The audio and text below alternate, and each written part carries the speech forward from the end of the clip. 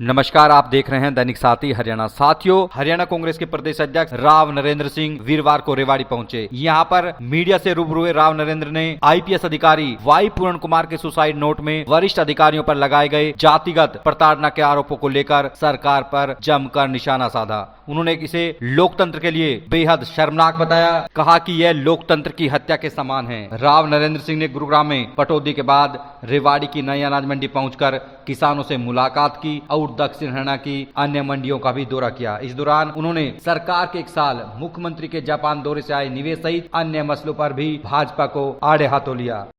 देखिए, आज हम रेवाड़ी की अनाज मंडी के अंदर किसान भाइयों से मिलने के लिए कांग्रेस पार्टी की तरफ से हम सब कार्यकर्ता, साथी, पूर्व मंत्री रंगा साहब है, दोनों जिला अध्यक्ष साहिबान आपके सामने है, परवीन भाई है, साबिर साहब है और कांग्रेस के तमाम हमारे नेतागण हैं। साथ में एक हमारा गैर राजनीतिक संगठन भी जय किसान आंदोलन के नाम से, जो हमारे भाई योगेंद्र यादव जी और उनके तमाम साथी भाई संदीप जी और अन्य मौजूद साहिबान सारे मौजूद है हमारे साथ में।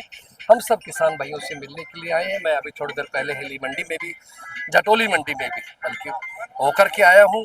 वास्तव में किसान बहुत दुखी है। किसानों ने शिकायत की है कि साहब हमारा सामान पड़ा है, बाजरा किसान सरकार खरीद नहीं पा रही। जो एमएसपी का भाव है 2775, उस भाव के बजाय हमारा 1600 में किसान बेचने को मजबूर है। जैसा अभी कबीर सिंह किसान चिरहट गाँव के साहब कह रहे थे बेचारे कि हम मजबूर हैं।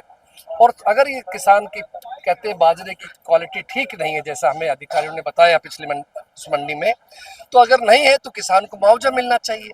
किसान के क्रेडिट कार्ड से फसल बीमा की किस्त कट जाती है और सरकार भरपाई जो दे रही है भावांतर के नाम से वो 575 है, तो फिर भी बहुत दूर रहेगा, लगभग 600 रुपये का फसल फायदा फर्क रहेगा इसमें। तो इसलिए मेहरबानी करके हम चाहते हैं, किसान भाइयों के साथ खड़े हैं दुख सुख के अंदर हम सब लोग, और सरकार से मांग करते हैं कि सरकार इन पर तुरंत ध्यान देना चाहिए और इस फसल को एमएसपी के भाव खरीदवानी चाहिए। सरकार कह रही है कि एमएसपी बढ़ा के दे रहे हैं, वो आप कह रहे हैं कि खरीद नहीं हो पा रही। मैं नहीं कह रहा, किसान क्या कह रहे थे। मैं कोई राजनीतिक बात नहीं कर रहा आपसे। किसान आपके सामने, आप उनका भी इंटरव्यू लो। सब गाँव से आए हुए, क्या किसान को 2775 मिल रहा है तो हम सरकार का धन्यवाद करेंगे, स्वागत करेंगे, अच्छी बात है। तो अभी सभी मंडियों में आप जाएंगे, किस तरह से क्या प्रोग्राम रहेगा आज रेवाड़ी पहुंचे? देखिए, आज रेवाड़ी के बाद में अब मेरा जिला महेंद्रगढ़ पर कार्यक्रम है, नारनौल के अंदर भी, और आहिस्ता आहिस्ता हम लोग करेंगे। अभी 3-4 दिन पहले भी जीटी रोड के ऊपर भी हमारी पार्टी के विधायक दल के नेता श्री भूपेंद्र सिंह हुड्डा साहब भी बहुत सी अनाज मंडी में होके गए थे, वहाँ धान वगैरह था। हमने सोचा कि हमारे इलाके में बाजरा मेन फसल होती है, कहीं कपास है, तो हम सब साथियों से मिलेंगे। मेन पर्पज यही है, सरकार पे एक दबाव डालना और किसान भाइयों को एहसास कराना कि भाई हम आपके साथ खड़े हैं।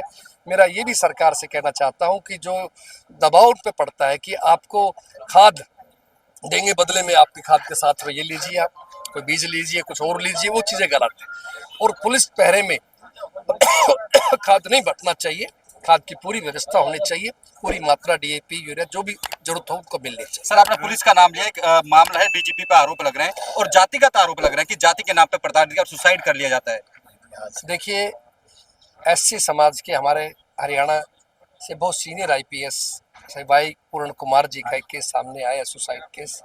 बहुत ही अफसोसजनक बात है और इस बात के लिए हम स्पष्ट रूप से कहना चाहते हैं कि निष्पक्ष जांच होनी चाहिए। क्या कारण है कि आज एक साधारण व्यक्ति की बात नहीं है, कोई सिपाही की बात नहीं है, एक एडीजीपी रैंक के अधिकारी, और वो मानसिक दबाव के अंदर आकर के अपने आप को इस करने को मजबूर हुए हैं।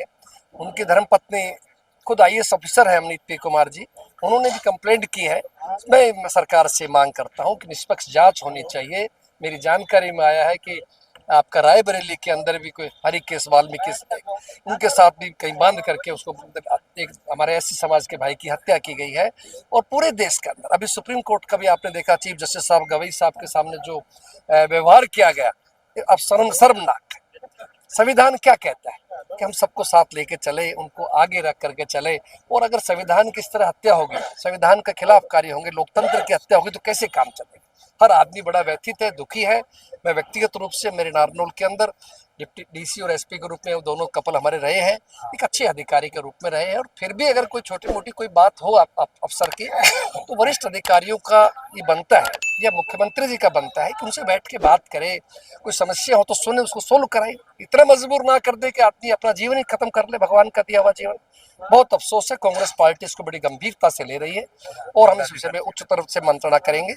लॉ एंड ऑर्डर की स्थिति बहुत प्रदेश में खराब है। आप रोज पढ़ते हैं कि रंगदारी मांगी जा रही है, आपका जो है ना इतने बड़े गैंग्स सक्रिय हो गए हैं सारी तरफ हरियाणा के अंदर, जो ऑर्गेनाइज तरीके से क्राइम करते हैं, जो कभी पहले नहीं होते थे। हमारे कांग्रेस राज के अंदर आपके सामने पता था सब खत्म हो गए थे, लेकिन अब बढ़े हैं। तो इसलिए ये भी हमारी मांग है, लॉ एंड ऑर्डर ठीक रहना चाहिए, बहन बेटी सुरक्षित चले, इस पर ध्यान होना चाहिए। ये सब चीजें हैं जो आपके सामने। कैप्टन साहब की नाराजगी अपनी कहीं ना कहीं नजर आ रही है। नहीं, कैप्टन साहब मुझे तो नाराज नहीं है, आपको कैसे नाराज है? आप रेवाड़ी के आदमी हो, कैप्टन नाराज कैसे कह सकते हो? कैप्टन साहब, लगता है कैप्टन साहब देखिए, आने वाले समय में एक मंच पे नजर आएंगे। बिल्कुल कैप्टन साहब हमारे आदरणीय बड़े भाई है, हमारी पार्टी के वरिष्ठ नेता है।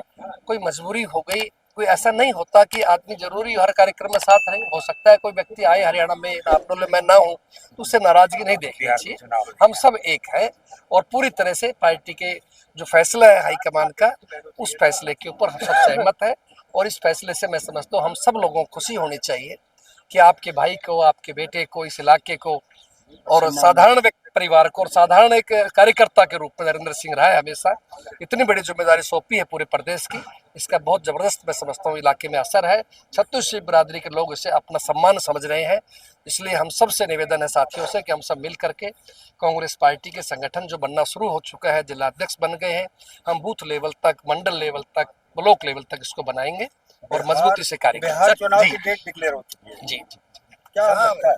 सर एक बात तो सुनो, अभी करेंगे साहब, एक क्या लगता है पत्रकार साहब। किस पायदान पर? देखो जी, आज का विषय है, मैं ये प्रदेश अध्यक्ष हैं विपक्षी पार्टी के। बोलिए, आपको बुलवाएंगे अलग बात है। बिहार चुनाव की देखिए, जहाँ तक बिहार चुनाव की बात है, अभी कुछ दिन पहले हमारे महागठबंधन के नेतृत्व के अंदर जिस तरह से हजारों लाखों लोग सड़कों पे आए, जिस तरीके से राहुल गांधी जी, तेजस्वी जी, सभी गठबंधन नेताओं ने वहां लोगों से बात की, SIR का विरोध किया, किस तरह से 65 लाख वोटों की कटिंग की गई है, 20-22 लाख लोग अलग से जोड़ दिए गए अपने चहेतों को, तो ये कोई सही संवैधानिक संस्थाएं सही नहीं काम कर पा रही है।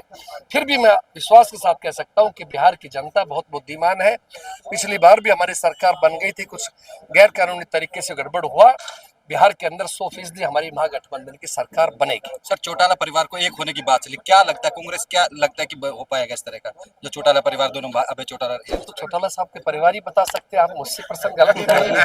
चौटाला साहब की फिल्म मेरी किसी परिवार के बारे में तो परिवार ही बता सकते हैं। एक मुख्यमंत्री जो CM साहब थे वो जापान से होकर आए हैं, 5,000 करोड़ का दावा कर रहे हैं कि निवेश आएगा, क्या लगता है? साहब अभी तक तो 11 साल से कोई निवेश आया नहीं। बहुत बड़े बड़े सम्मेलन हो लिए, पैसे खर्च हो गए सरकार के, लेकिन हमें तो लगता नहीं कुछ आया। खुशी बल्कि गई हो रही इंडस्ट्रीज बहुत सी बाहर चली गई, क्योंकि आज क्या है कि सबका रुझान सरकार के रवैये की वजह से गुजरात की तरफ हो रहा है।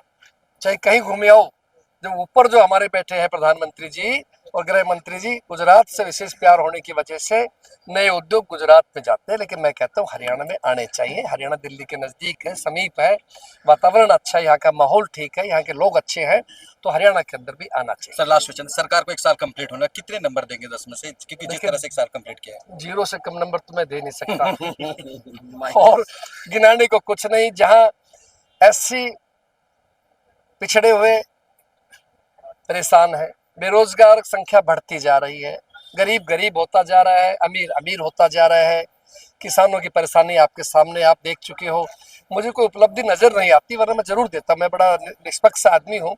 लेकिन लोग दुखी हैं, लोग तो सरकार बदल चुके थे, ये तो आप जानते हैं, वोटों की चोरी करके सरकार बनी है, वरना इस सरकार का तो लोगों का जनादेश नहीं था। आपके सामने खुद मेरे साथ नारनौल के अंदर आप देखिए, जहाँ 155 बूथ थे और उसमें से 85 EVM 99% आ रही 3 दिन के बाद। आप खुद मोबाइल रखते हैं, बैटरी रखते हैं, क्या संभव है? लेकिन ये जो भी कुछ हो रहा है ठीक नहीं हो रहा है, प्रजातंत्र की हत्या हो रही है। मैं समझता हूँ लोगों को न्याय मिलना चाहिए।